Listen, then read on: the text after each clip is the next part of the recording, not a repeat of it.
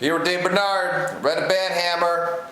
What do you think of Mr. Trump and his some of his policies in regards to China and Mexico and building a wall and a possible price war? You got two questions there: Mexico on the wall and China, and a possible price war if he does what he says he's going to do.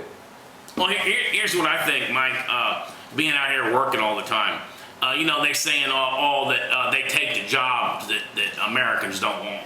Well, I'm in the energy field. Trust me on this, Americans want those jobs. The reason they have them because they work for less. No wonder the wages are stagnant in this country. Has anybody ever thought that when everybody goes, oh, the border's more secure now than it's ever been? How did 11 million undocumented workers get here? And if they're really serious about immigration, put an E-Verify. Just in case, you know, and this one goes to Jeb Bush. They did it for love. Well, hey, Jeb, just to let you know, your love, when they get other people's social security number and they use them as a felony. So the love's done turned into a felony. I'm with the Donald Trump gang.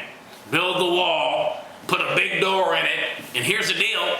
Move all the immigration up on the border and have them serve inside the wall. Have a center in there where you can process them and move them out. Have a judge right there, that's where he's gonna be. He'll be hearing cases all the time. Have 4 or 5, 6 of them. Move them in, move them out. You cannot have an unruly country that does not have borders. A country without borders is a country doomed to failure. Thank you, Mr. Bernard. Now, what about China and Trump's plan to, in my opinion, would toss us into a price war? Well, actually, here, do you know, Mike, are you familiar with what happened to the steel industry back in the 80s, 90s? I was too young. Why don't you tell me about it? You wasn't that young, Mike. You probably wasn't paying attention being your liberal mindset. So here's what happened.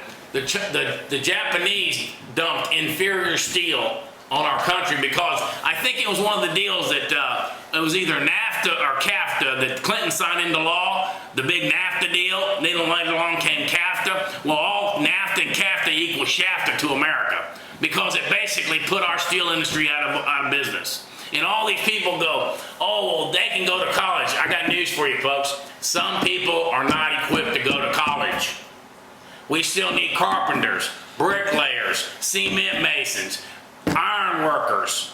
We need to build stuff. At one time in this country, made in the USA was sought all over the world because it lasted. 30 seconds.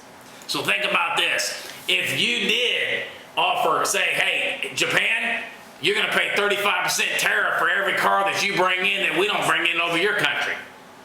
Think about that. We bring 300 cars in, you bring 300 here. That's